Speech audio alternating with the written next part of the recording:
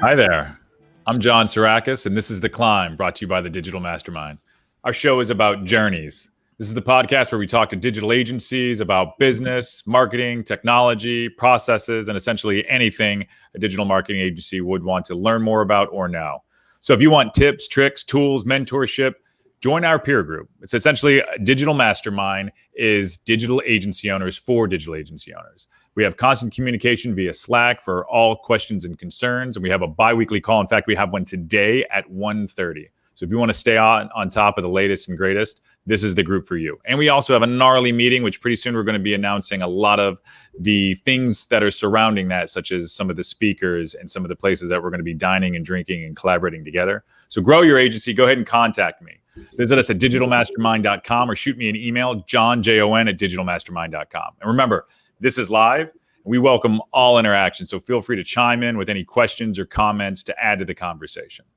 And today, I'm also going to ask my co-host, good friend, and business partner, David McGraw, to come out here. David, why don't you go ahead and join us, buddy? How's it going? It's going well, man. Sporting a new haircut. Yeah, high and tight. High and tight. How long have you been with your current barber? Only like 3 months. My long-term, 15-year barber had to move to Ohio, and it's devastating. That is devastating. Yeah. How many barbers have you had in your life? Is this? I don't know. I've had four that I would actually consider like these are the people that I trust in cutting my hair. And I think it's interesting when you go through the whole selection process of finding a new barber. It really comes down to like one of two things. You're either going to roll the dice like, hey, this place is doing it, or two, you're going to get a referral from somebody else. Yeah, I think the key is just consistency. Most barbers aren't consistent. One good haircut, next time is a bad haircut, but yeah. All right. Speaking of barbers, they have to earn our business, and you get that spiel typically at the beginning of it, which starts with a Q&A of what you want. Doesn't mean they're always going to meet that expectation, but they give you a little pitch. And today we're going to be talking about the process of pitching with power. How do you like that title? Love it. Yeah. I love it. I was listening to your other titles, and I was like, and then you finally came in with this. I was like, this is great. This is an optimistic. This is a positive forward title. I love it. That's typically how it goes with any writing, though. It just, all right, okay, it's a little bit better. You get a couple shitty ones in there, and then usually something is pretty good. Right. I do like one of the other ones though. Stop bitching, start pitching. Sounds like a bumper sticker. Yeah, I mean, I like that one too. It's but that one is a little bit more negative. So yeah, let's stay on the positive track. And along those lines, when I'm speaking about pitching and when we are, it's not an elevator pitch, right? That's something else entirely. What I'm talking about is the proper pitch. In other words, when this is done, when your pitch is done, you're leaving with a yes, a no, or a clear next step.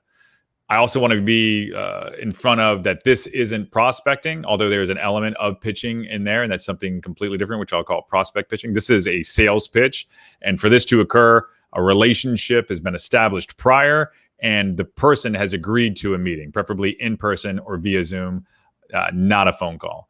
We're not going in cold, right? So just to set the setting here, because if you go in cold, it's my opinion, you're most likely wasting your time. Now, granted, there's great cold callers out there, and that's what I call prospect pitching, where they're going to get in there, they're going to say a value proposition, they're going to discern some certain things and move forward. That's not what we're talking about here. The objective of this pitch is to convince them to work with you, and to do that, you have to recognize their struggles and empathize with their concerns. All right, so setting that scene. Can I provide a quick anecdote about a cold call that I received lately that just blew my mind? I love that. Yeah, absolutely. So I get this phone number. It's a local phone number, so I'm thinking it could, that's what they mean do. Something. Yeah. So I answer it. I didn't get the scam likely or suspected fraud. So I answer it and I said, "Hi, this is Dave." And she goes, "Can I speak to David McGraw?" I'm like, I hate when they do that. I hate absolutely when I have to repeat that again. So I'm like, yeah, this is him. She goes, "David, I want to take 2 minutes and talk to you about something that I think you'll benefit from a lot. Is that okay?" And I went, No, it's not okay. I was like, who are you? What are you? I was like, are you soliciting me? And I just hung up. But I mean, it struck me like she didn't give me any information and just asked me if it was okay that she just cold called me. And I went off. I was like, no, it's not okay. Dude. So she asked your permission. So let's back up. She asked your permission if it's okay that she cold called you.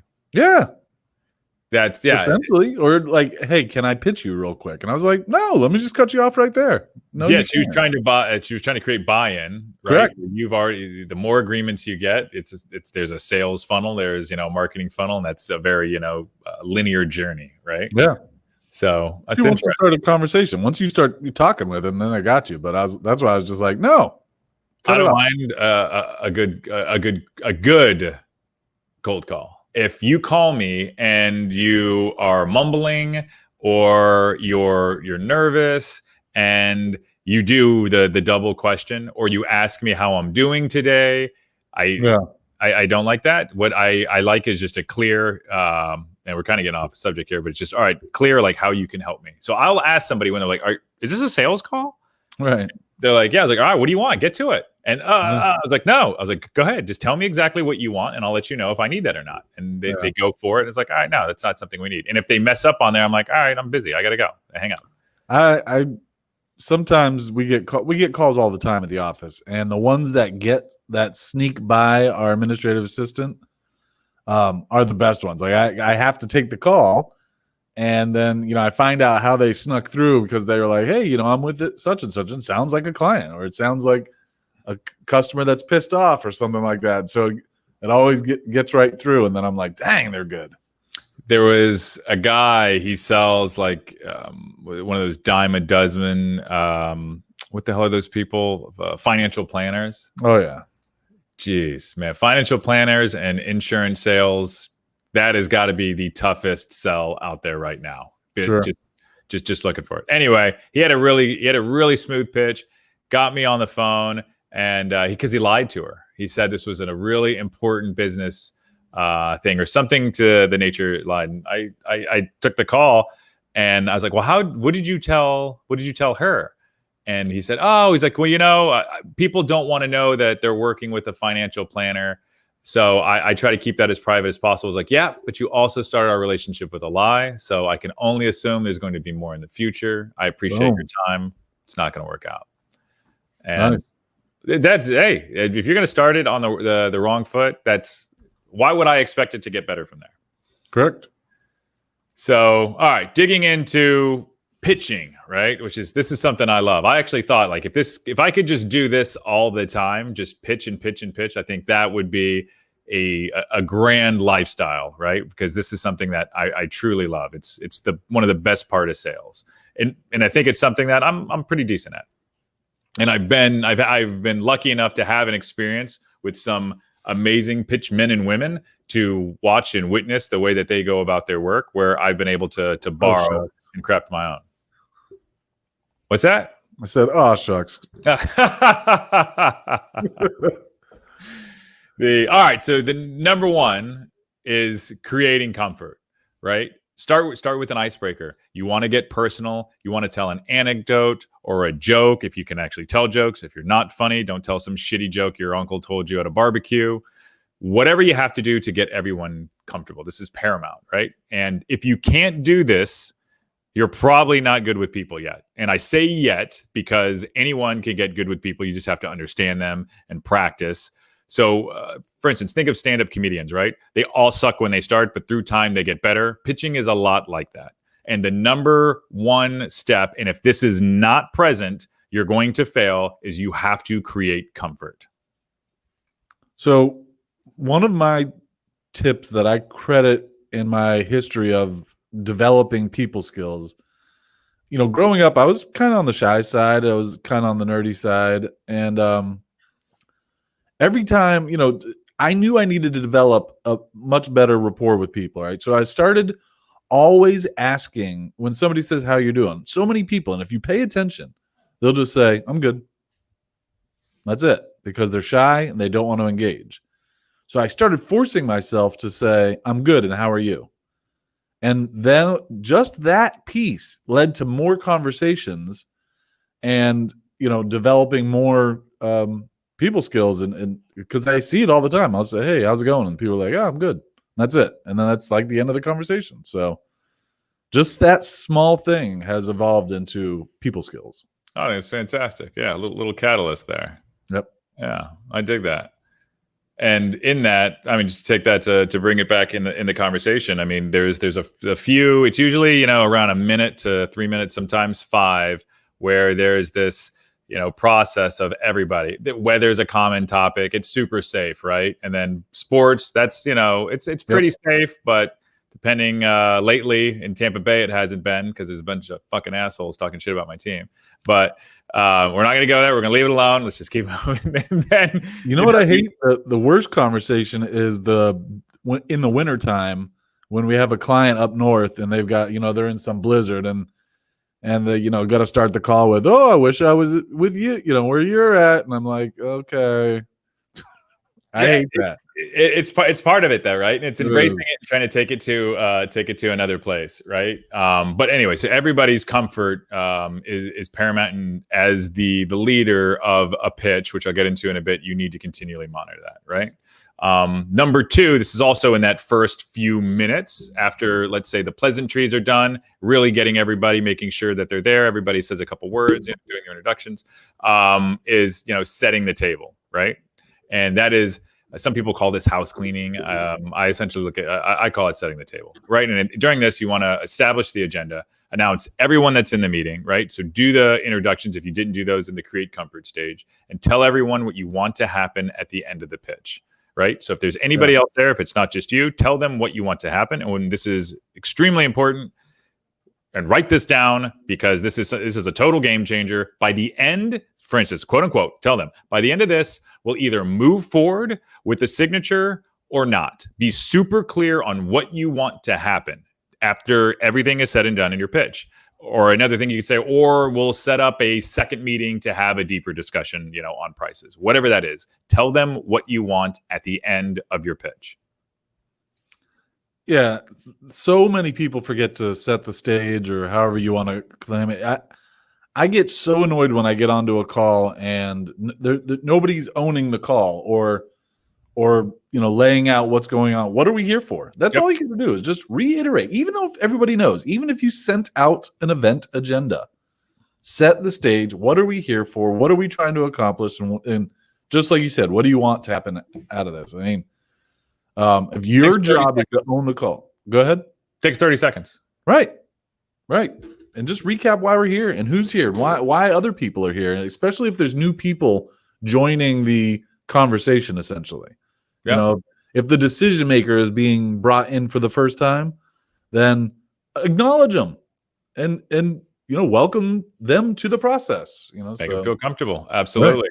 And I think so many people are concerned in pitching and all the wrong things. They're so worried about the message. They're so worried about the visuals and the presentation that they forget all the fundamentals. If you flawlessly execute the basics in life, you will be a high performer because everybody else forgets those. Dude, all you got, run a lesson. That is such a real lesson right there. If you just do the basics, you're guaranteed to be at least mildly successful. Yep. Yeah. And just in business, everybody has all their personal stuff, all these other things. And it's just like, just show up, do the basics. And 9 times out of 10, you're going to be able to outperform everybody if you're consistently executing on the basics. Right. So with that, all right. So now we've set the table, right? So you understand that you've created comfort. We can get into more of the conversation or the pitch. I purposely do not structure something with a rigid, tight presentation or anything like that, because you want it to be fluid, and a lot of these are tailored to the person that you're speaking to, right? But number 3 is identify a problem or problems, right? Preferably one, because it's easier and you can have all these nodes and tangents off that one, but you can have multiple problems. But if you have one that you just know is super core, that there's pain involved, if you like to use that terminology, or just, it bothers them and this is something that they've communicated, or maybe they haven't and you found it. This is the thing to shape your pitch around, right? And also I want to say that you don't want to make them wrong. For instance, if it's like poor SEO rankings, you don't ever want to make them wrong in this situation that they didn't know this, right? Or don't make someone feel stupid because they're ignorant and they didn't know it exists. So, but this is the thing that you want to continually talk to them about, is this problem where you can continually drive it home in an eloquent way. And remember that this may be something that's delicate. There may be a family member that was in charge, whether it's even a Fortune 1000 company, and you don't want to get in there and make anybody wrong. So identify the problem, preferably one, continually talk about that throughout your entire pitch, and do not make anybody wrong for that problem. Yeah, I mean, I think they have a sunk cost in whatever you're reviewing, right? They've invested something, even if it's just an emotional investment. And if you come in, guns blazing, then you're going to just create enemies. And then now you've got to deal with not only pitching a good idea, but you have to battle your internal nemesis now, because there's going to be somebody fighting you from coming in. If you come in like that. So, and you don't know who chirps, right? And what I mean by the chirpers are, if you make an enemy, like you said, and it's at that table, or maybe it's even somebody in another department that just didn't make it to that meeting and they're a stakeholder involved, and they're going to be a part of that decision, they're going to continually chirp against you. Yep. And all right, you can't even see the cancer that's there, so there's no way you're going to cut it out, and you're never going to win the deal. And when I recognize that there is that, I almost kind of self-sabotage the deal and move on, because I, early in the Oyova career, I used to fight tooth and nail, and I would even tell the person that, like, usually like the head of marketing or sales or something, I'd be like, look, that's the typical IT guy. Of course he's going to raise these concerns. Of course, and I tried to fight, but they're an internal resource. They're already hired. They're not getting fired. And then the guy that has to fight the head IT guy doesn't want that fight, because he doesn't want his life to, his day-to-day to suck. So I just realized, I'm like, all right, I'm out. I try to call it out when I can, but there's some that it's going to be such a violent, contentious situation. The energy is not worth it. But I'll try to just be direct and say, like, okay, it feels like you're not bought into this. Can you explain that? Can we talk about that? And if we can create that dialogue, positive things happen. But another quick anecdote, early on in my career, and maybe I've told this on the show before, I don't recall if I have. We had a big client. It was in the agriculture space, and it was family owned, but the founder was now the chairman. He hired a CEO, and the CEO called me. We had a pitch, right? And it went great. The guy was just absolutely floored. He was just super happy about all the things we were going to do. We had the problem right. And after that, and it was like late, he called me like 7:30 or 8 p.m.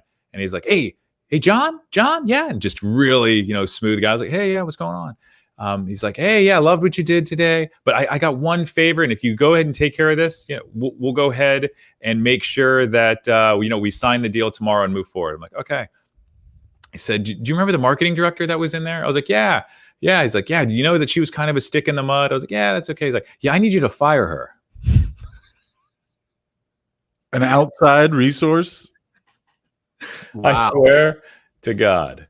So I was like, okay, let's see what this looks like, So I call her up, and she made it easy on me. At first, though, she said, I was like, hey, yeah, we're going to go ahead and take over the project. And I don't know why I even took this on. I think I was just so desperate for work at the time. This is right. Like 2010. We had nothing. And I'm one of those people that I learn most things the hard way, if not all.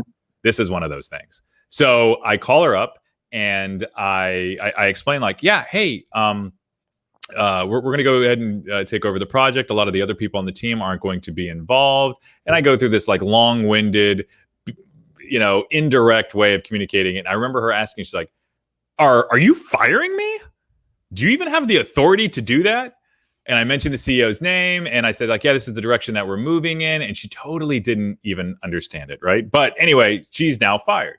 So we go, 3 months go by, everything's fantastic. And then I go into another meeting, and she's sitting there at the table. And I was like, what's going on? And the chairman is now in there.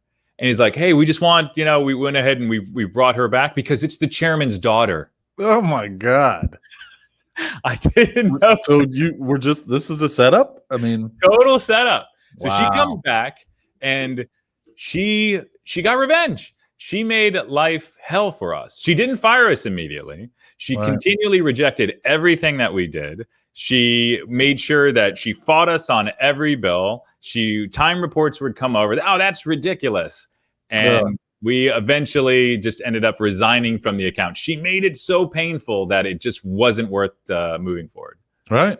And it rarely is. Like when you have that internal fight, it's a waste of a lot of energy. So the moral of that story is no matter how good you pitch, do not get involved in the office politics of one of your clients.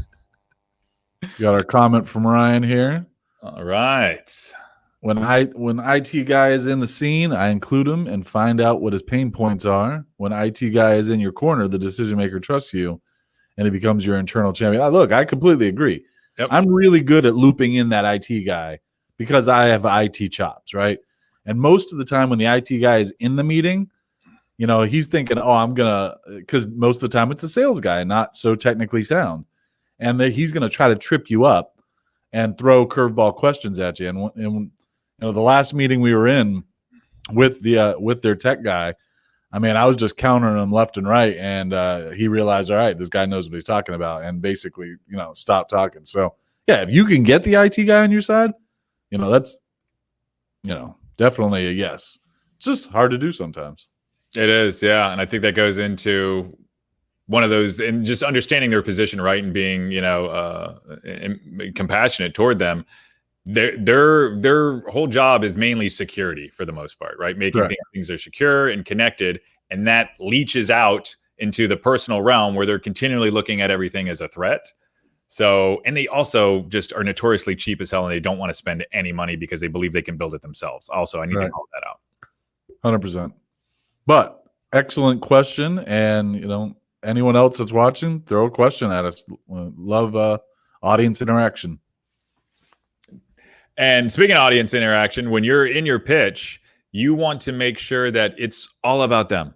Focus on them. Don't do that slide deck that you have that continually just, you know, shows your story with all your people. And now there's a time and a place for telling a story, and I'll get to that. You want to make sure that as much as possible is continually focused on them. They are the focal point, their company, their problems, you know, what is going on with them. And also don't talk about cost and fees. There's a time and a place for that as well. I want to be clear. I've seen some pitches where I was like, why the hell did they just mention that? I mean, we're a quarter of the way through this thing. We don't even need to get there yet. So you just want to let them know that you understand and keep the focus on them.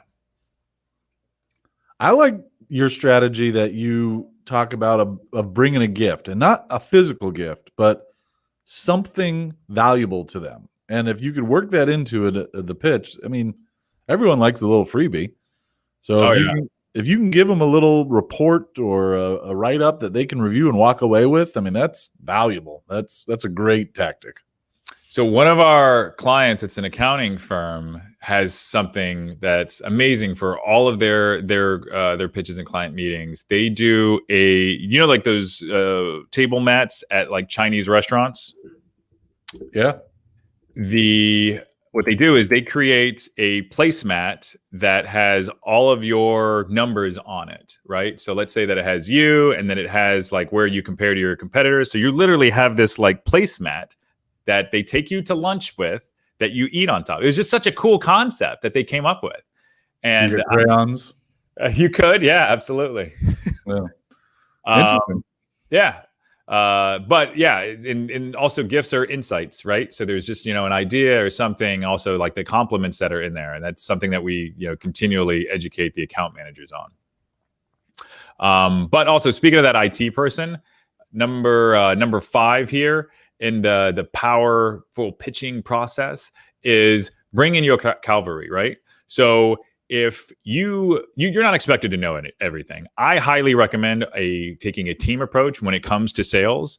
So don't pretend like you know everything. Bring in your team whenever you can. Even if they're contractors, let's say that you're a small agency, figure out some type of solution where you can have the conversation, bring them in where you don't feel threatened. If you really want to tie it up, use non-circumvent agreements, which if you email me, I'll go ahead and send you a fantastic one. But bring in your team and make sure everyone has a role. You should have stated this at the top in either the comfort or the table setting phase.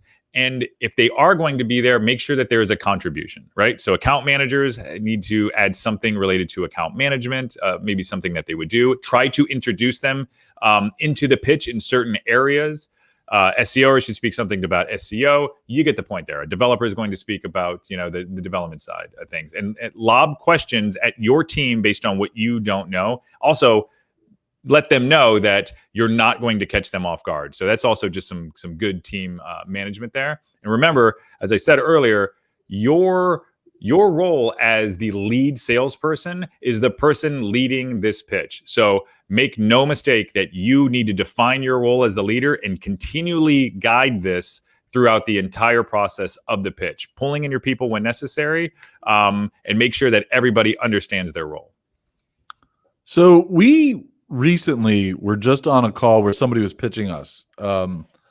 And, to your point, make sure your team is on the same team, right? So we just had that pitch where their IT guy fought their sales guy on every point. Yep. And I'm like, you don't even have a cohesive team here. What are you fighting for? Even if your top guy, or even if your lead person makes a mistake, make sure you correct it in a safe way, not an attacking way, not in a correction. And don't correct them immediately. You got to find a tact to. Does it even need to be corrected? Is it important? I remember this pitch we were talking to. We recently had. They had a demo, and somebody wanted to purchase it for a certain price, and the guy instantly talked over and corrected him and mentioned a different price. It didn't matter what the price was. No. The fact that, they got that pitch in was what was important. So it was just very combative, and, your team needs to be on the team playing for the same side. So it's continue to lift each other up, right? You do not want to push down. And if there is something that needs to be corrected, there is an eloquent, delicate way to do that. Like, hey, actually, I think, there's a smoother way to go about it. Yeah, that was like Clown Town. Like, that guy is like, wow, seriously. Like, you work in the sales prevention department, whether you know that or not. Right. And I had to, call the guy back and give him that feedback, because I felt like, it was important information. And he said, "You're not the first one to say that." And I was like, well, then you've got things you need to work on then.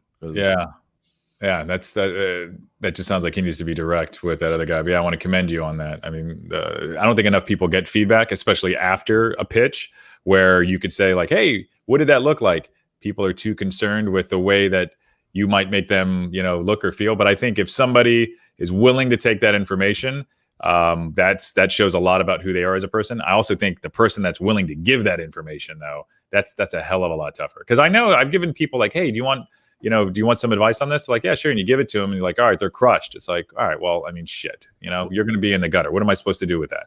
This guy actually said it made him want to work with us even more because I gave that feedback, because I was direct.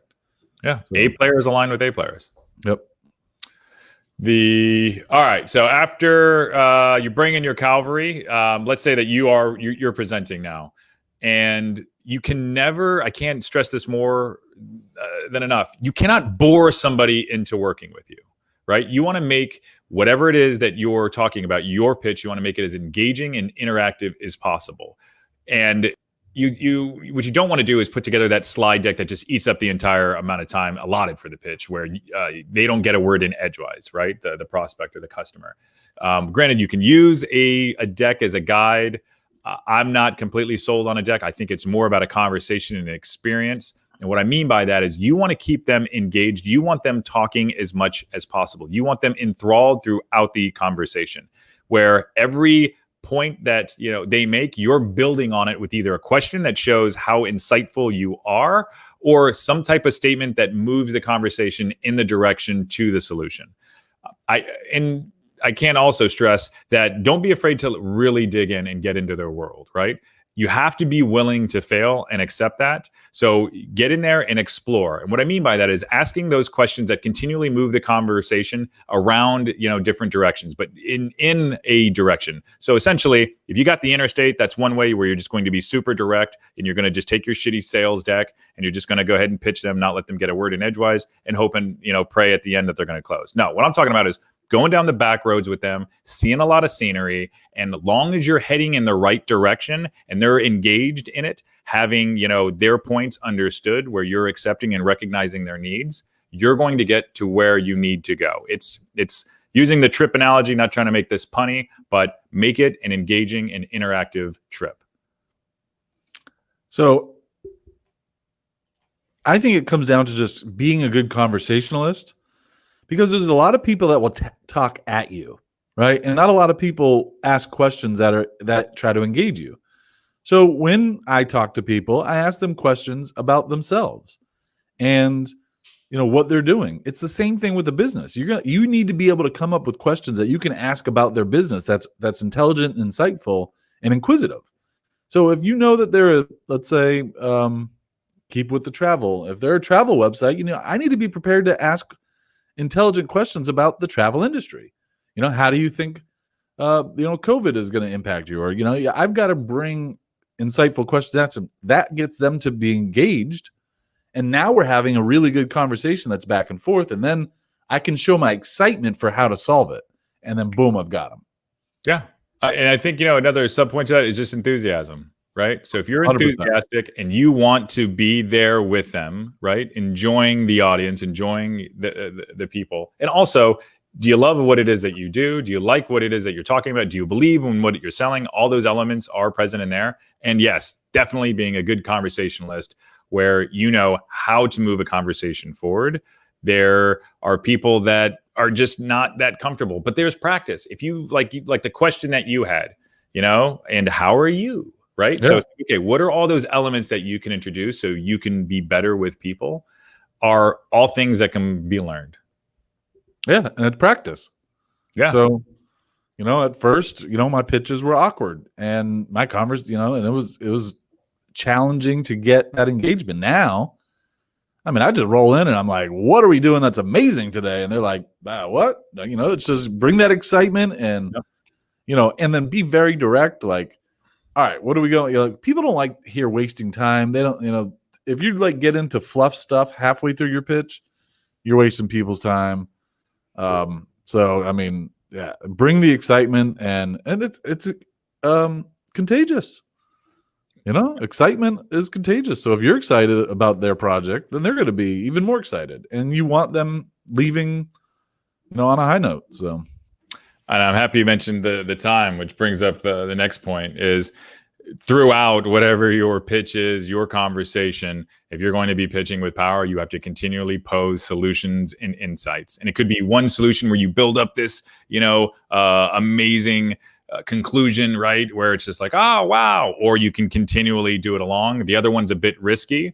Now we're kind of getting into the presentation side of things, but during your pitch, make sure you have continual solutions and insights. So for instance, like when it comes to websites, I have them provide 3 websites they like, and I can literally in a pitch, we explore those with the team, breaking down the features they like, and we can walk them through what those look like, right? If they want those, we can look at their own website and break down, specific things of what we're going to change. If it comes to SEO, we look up their competitors in real time, compare it to essentially their SEO results, and we can talk about their site and some of the things that need to happen on site as well as off site.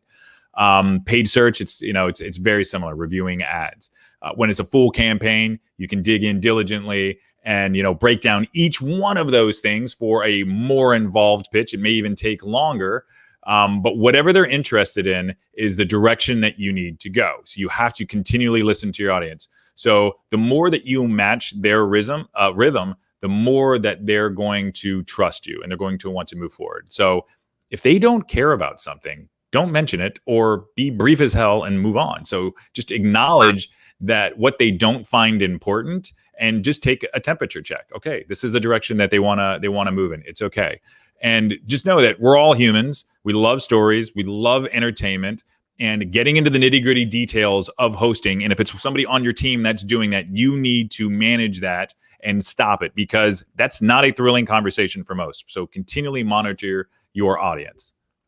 You have to be able to read the room. If you can't do that, you're going to be a terrible pitch person, right? You have to be able to know when somebody's unengaged or you're turning them off or whatever it is. You have to be able to have that skill. If you don't have that, you're going to be in a challenging position most of the time.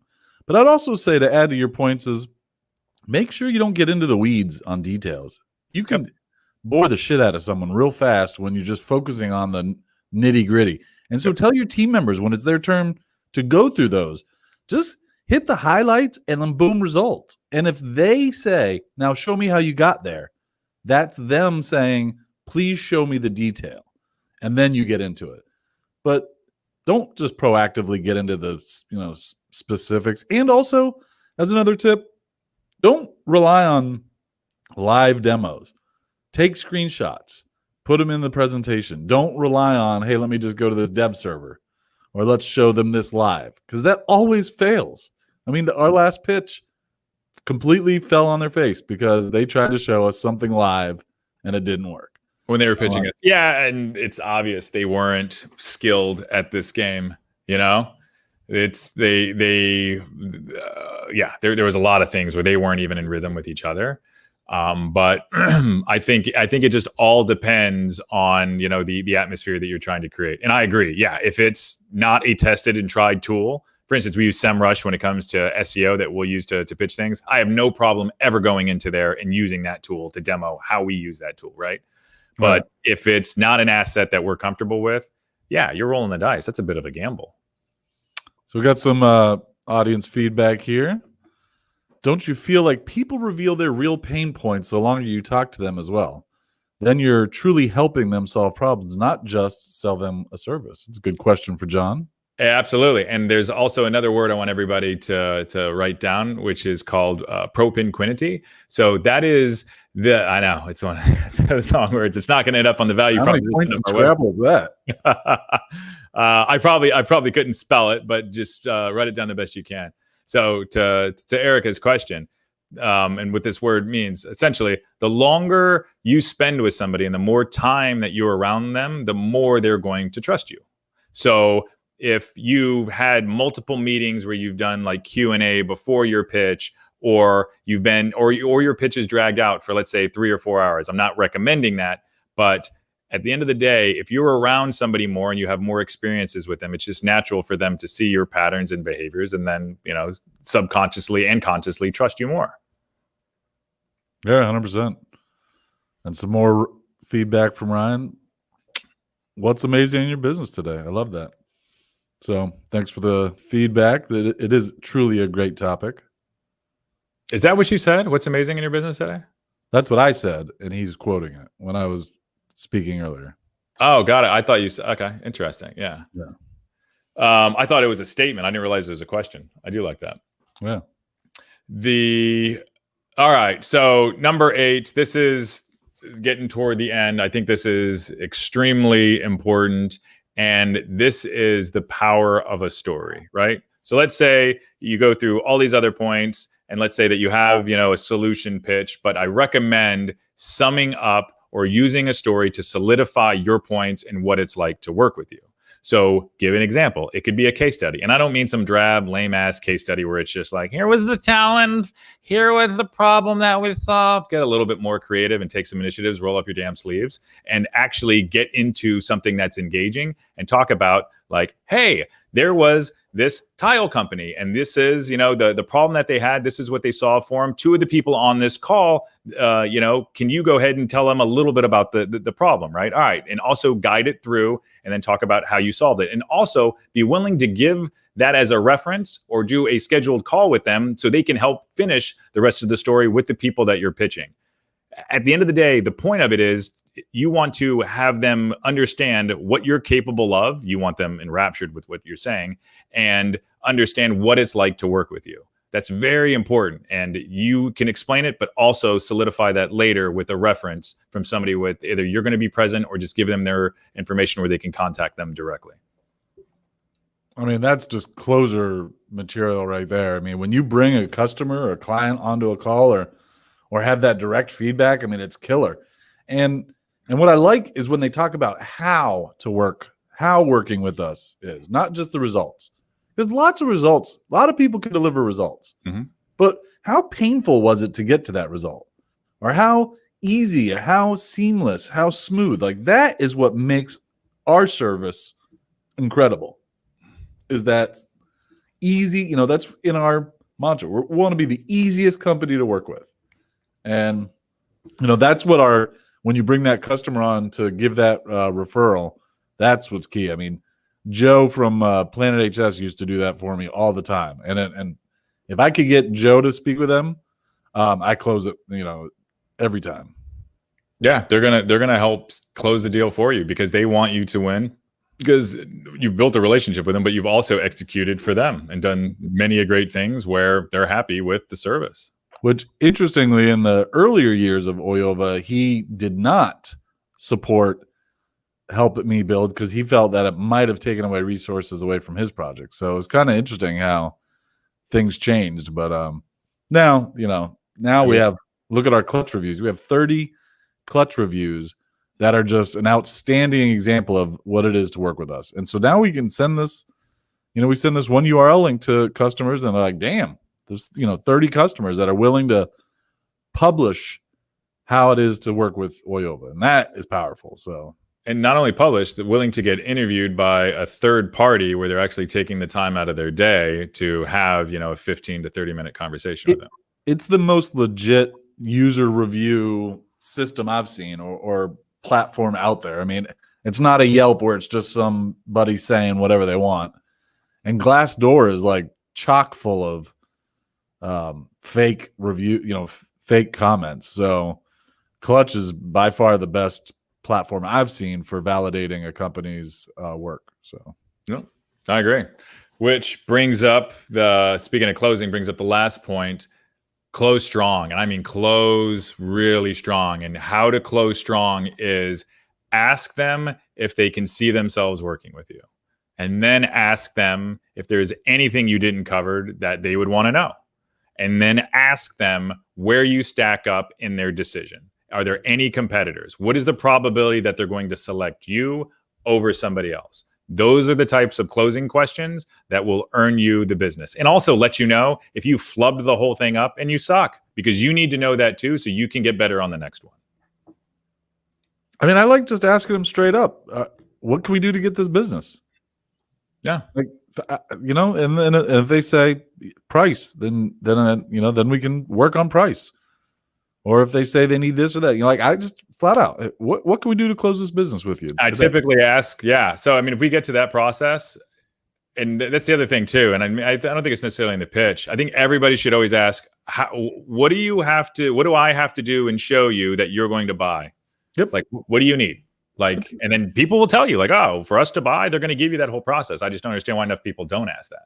It's the same with just flat out asking them, what's the budget? How much are we talking here? I mean, if you don't, a lot of people are afraid to get into that direct, but I'm like, hey, let's just save everybody a bunch of time. What are we dealing with? What are we talking about? Because we're going to craft you a solution that fits your budget. And instead of us coming up with, a Cadillac, but you're on a Pinto budget, we just wasted all our time then.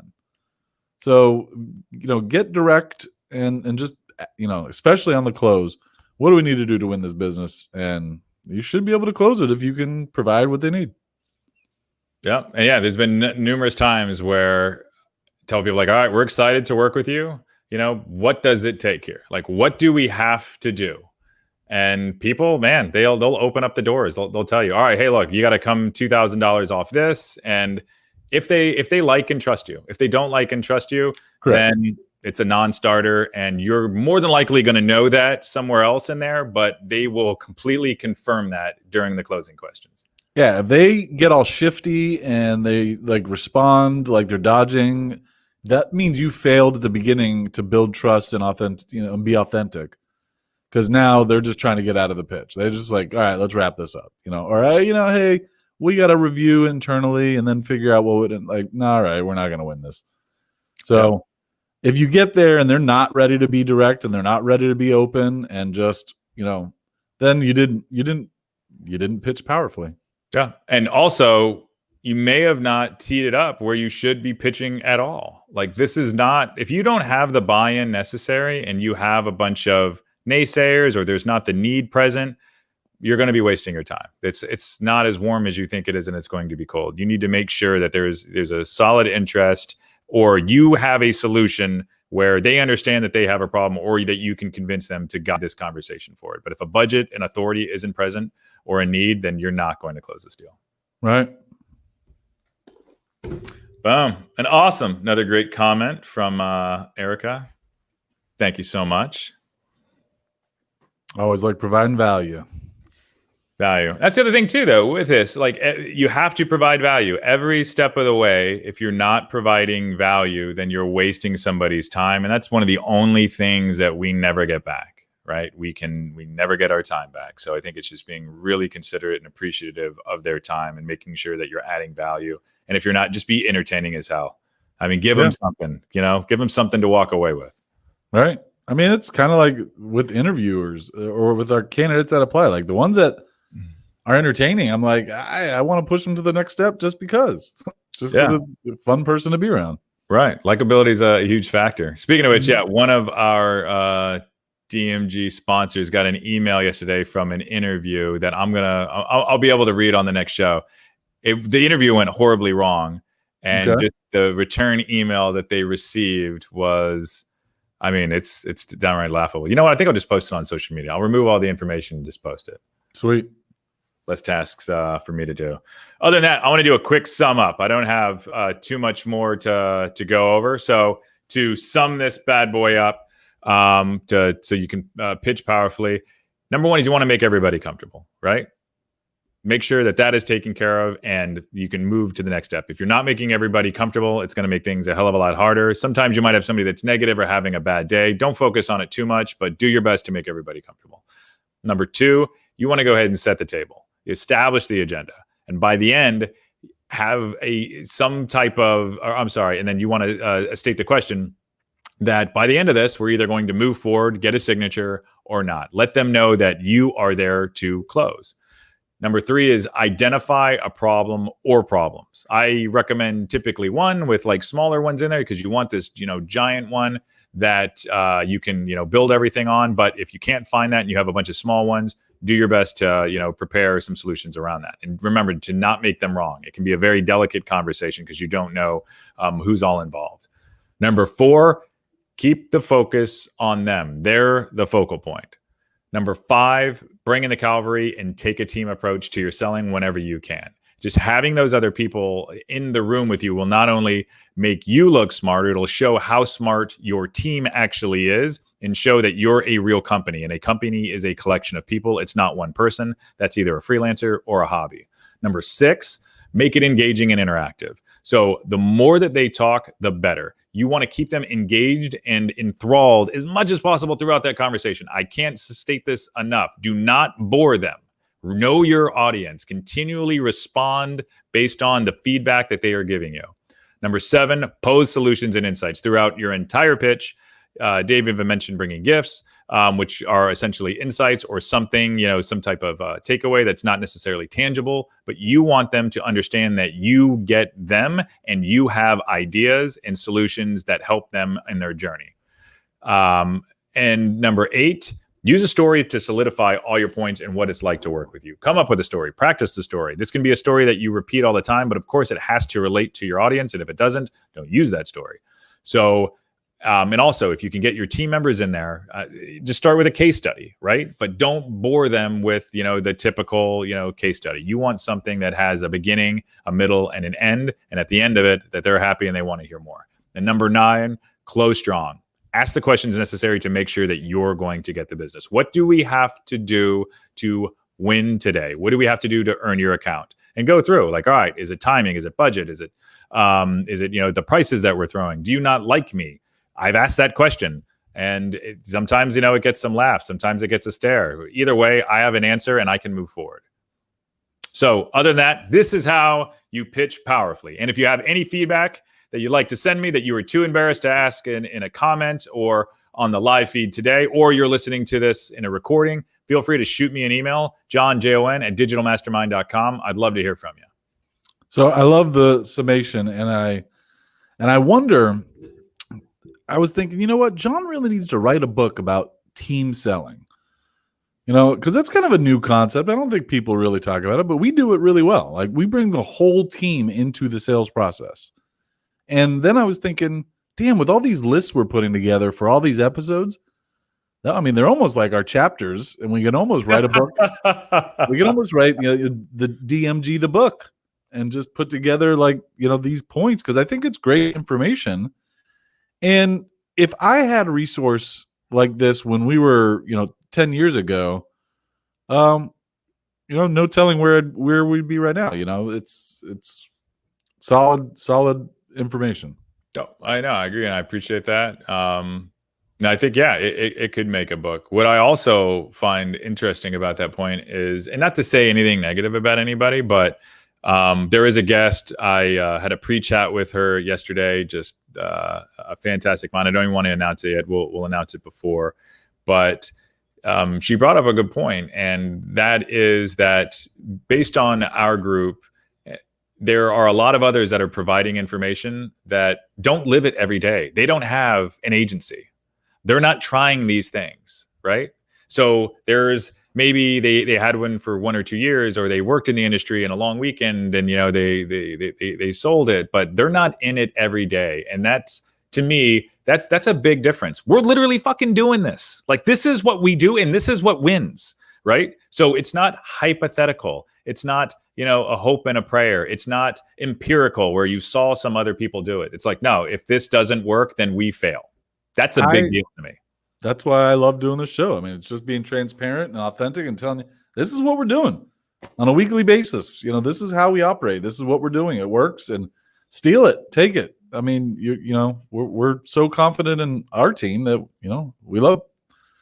we'll be up for competition.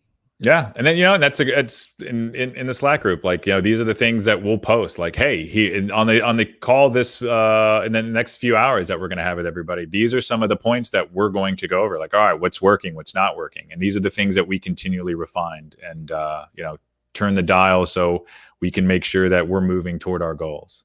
All right. All right. Other than that, that's all I have on this Wednesday. So thank you so much for joining us. If you want to go ahead and join the Digital Mastermind, shoot me an email, Jon, Jon, at digitalmastermind.com. Like, share, comment, do whatever you want with the show. Really appreciate you listening. And then we'll see you guys again Friday. Thank you so much. Bye now.